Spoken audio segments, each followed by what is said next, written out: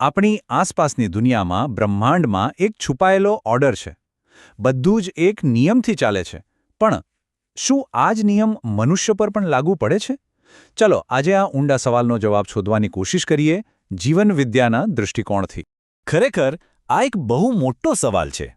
આખું બ્રહ્માંડ એકદમ પરફેક્ટ નિયમોથી ચાલે છે.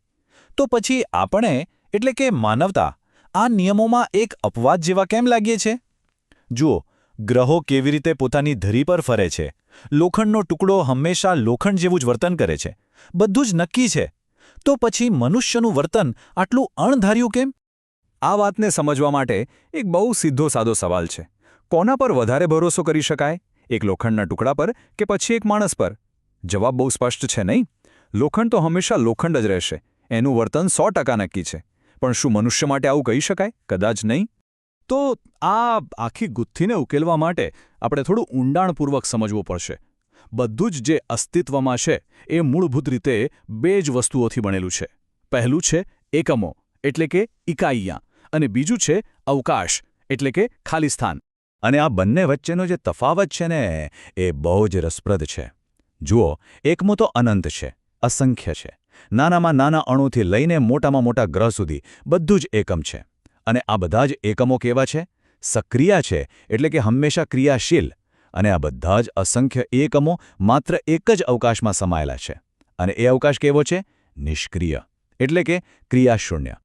હવે સામાન્ય રીતે જ્યારે આપણે અવકાશ કે ખાલી જગ્યા વિશે વિચારીએ તો મનમાં શું આવે? કશું જ નહીં, બરાબર ને? પણ શું એ ખરેખર ખાલી છે?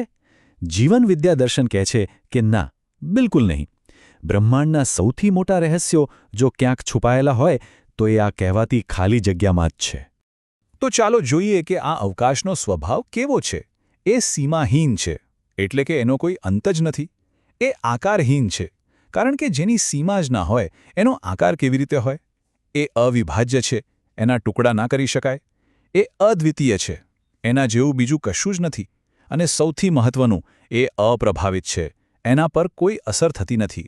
તો આ બધું શું બતાવે છે? એ જ કે અવકાશ કોઈ ખાલીપો નથી, પણ એક એવી મૂળભૂત, સ્થિર અને ક્યારે ન બદલાતી વાસ્તવિકતા છે જેના પર આખું બ્રહ્માંડ ટકેલું છે. ઓકે, તો અત્યાર સુધી આપણે જોયું કે બધા જ એકમો સક્રિય છે, ક્રિયાશીલ છે. પણ અહીં એક બહુ મોટો સવાલ ઊભો થાય છે. જો દરેક વસ્તુ સતત સક્રિય છે તો એને ચલાવવા માટે જે અનંત ઊર્જા જોઈએ એ આવે છે ક્યાંથી? આ એનર્જીનો સોર્સ શું છે? આનો જવાબ એકદમ તાર્કિક છે. જુઓ, પહેલું અવલોકન શું છે? કે અસ્તિત્વમાં રહેલા બધા જ એકમો સક્રિય છે. બીજો સિદ્ધાંત શું કહે છે? કે કોઈ પણ ક્રિયા માટે બળ જોઈએ અને બળ માટે ઊર્જા જોઈએ. તો પછી ત્રીજો અને સૌથી મોટો પ્રશ્ન એ જ છે કે આ બધી ઊર્જાનો એકમાત્ર સાર્વત્રિક સ્ત્રોત કયો છે? નાનામાં નાના અણુથી માંડીને મોટી મોટી આકાશગંગાઓ સુધી બધું જ ગતિમાં છે. એનો મતલબ કે આખું બ્રહ્માંડ ઊર્જાથી તરબતર છે. અને એનો જવાબ આપણી સામે જ છે. એ જ ખાલી જગ્યામાં જેને આપણે ખાલી સમજતા હતા, જીવનવિદ્યા કહે છે ખાલી સ્થાન સ્વયં ઊર્જા સ્વરૂપ હૈ. મતલબ કે ખાલી જગ્યા પોતે જ ઊર્જા છે. એ કોઈ ખાલીપો નથી, પણ એક અનંત અખૂટ ઊર્જાનો મહાસાગર છે જે દરેક એકમને શક્તિ પૂરી પાડે છે. આ દર્શનમાં આ ઊર્જાને ખાસ નામ આપવામાં આવ્યું છે, સામ્ય ઊર્જા. સામ્ય એટલે કે સમાન, બેલેન્સ્ડ. આ એવી નિરપેક્ષ ઊર્જા છે જે દરેક એકમને દરેક સમય બિલકુલ સમાન રીતે મળે છે. આ કોઈ એવી ઊર્જા નથી જે લેવી પડે કે આપવી પડે. આ તો એવી ઊર્જા છે જેમાં દરેક એકમ ડૂબેલો છે, ભીંજાયેલો છે, બસ જેમ માછલી પાણીમાં હોય બરાબર એ જ રીતે. ચાલો હવે આ બધી વાતને જોડીને આપણે આપણા મૂળ સવાલ પર પાછા આવીએ. આપણે શરૂઆત ક્યાંથી કરી હતી કે જો આખું બ્રહ્માંડ એક જ ઊર્જા અને નિયમથી ચાલે છે તો પછી પ્રકૃતિમાં જે વ્યવસ્થા અને ઓર્ડર દેખાય છે એ માનવતામાં કેમ નથી દેખાતો? આટલી બધી અંધાધૂંધી અને અણધાર્યું વર્તન કેમ? અને આનો જવાબ એક જ શબ્દમાં છુપાયેલો છે: પાત્રતા. એટલે કે ક્ષમતા, કેપેસિટી. ભલે ઊર્જાનો સ્ત્રોત એક અને સમાન હોય, પણ દરેક એકમ એ ઊર્જાને પોતાની પાત્રતા પ્રમાણે જ ગ્રહણ કરે છે અને વ્યક્ત કરે છે. આને એક ઉદાહરણથી સમજીએ. એક બાજુ છે લોખંડનો અણુ. એની પાત્રતા, એની ક્ષમતા, એની રચનાથી નક્કી થયેલી છે, ફિક્સ છે, એટલે હંમેશા લોખંડ જેવું જ વર્તન કરશે. એનું વર્તન 100% અનુમાનિત છે.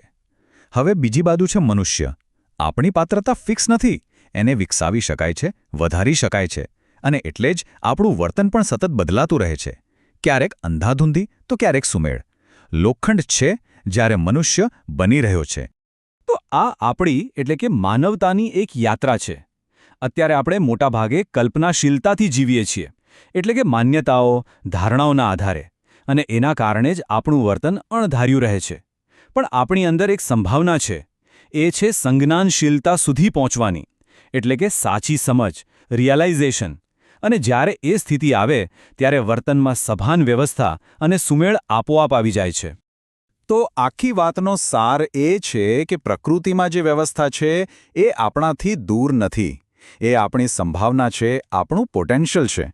તો પછી અંતિમ સવાલ એ જ રહે છે કે આ સંભાવનાને વાસ્તવિકતામાં કેવી રીતે ફેરવવી? આપણું આગલું પગલું શું હોવું જોઈએ? આ એક એવો વિચાર છે જે આપણને સૌને વિચારવા પર મજબૂર કરે છે.